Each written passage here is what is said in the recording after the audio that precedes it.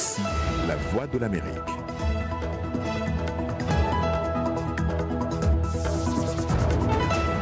Madame, Monsieur, bonsoir. Bienvenue dans cette nouvelle édition du Monde aujourd'hui. Tout de suite, les titres.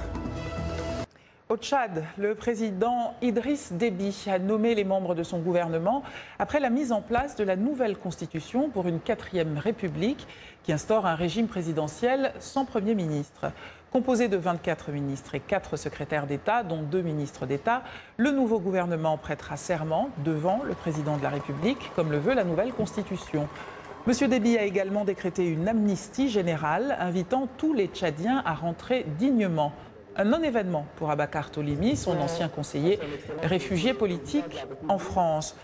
Pour aborder cette actualité, allons justement en France, où nous attend via Skype Achek Ibn Oumar, ancien ministre des Affaires étrangères du Tchad. Bonsoir, monsieur. Bonsoir et merci. Merci à vous d'avoir accepté notre invitation. Tout d'abord, évidemment, vos commentaires sur ce nouveau gouvernement.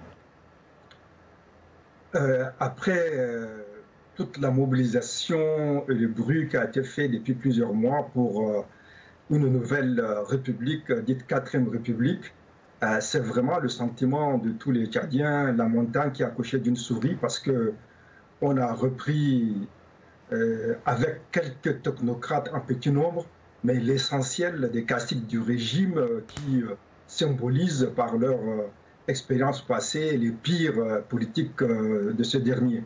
Donc, c'est vraiment pas du tout à la hauteur de la promesse d'un nouvel élan de redressement promis par le président. Donc, vous l'évoquiez tout à l'heure, les caciques restent. J'imagine que vous faisiez référence au portefeuille de la Défense et de la Sécurité, ainsi que celui du ministère des Affaires étrangères, qui conservent leur titulaire. Qui sont restés. Les grosses peintures qui ont quitté le gouvernement, on murmure qu'ils vont revenir au cabinet de la présidence. Et puis, les 2 principaux responsables de la dernière rencontre qu'on appelait Forum National, le président et sa vice-présidente se sont trouvés récompensés en tant que ministre d'État pour l'un et secrétaire général du gouvernement pour l'autre. Donc on est toujours dans cette logique de la coterie, de la récompense. Oui, c'est le changement dans la continuité. Très rapidement, comment comprenez-vous la défiance des exilés face à l'amnistie générale?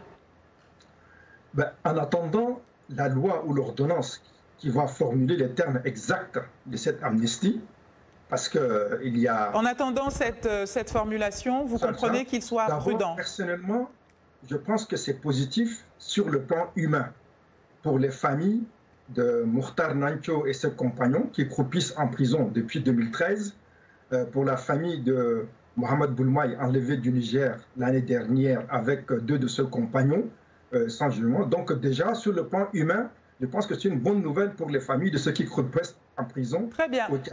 Merci infiniment. Malheureusement, je ne peux pas vous garder plus longtemps. Merci Achek Ibn Oumar. Je rappelle que vous êtes l'ancien ministre des Affaires étrangères du Tchad. Vous nous répondiez depuis Paris.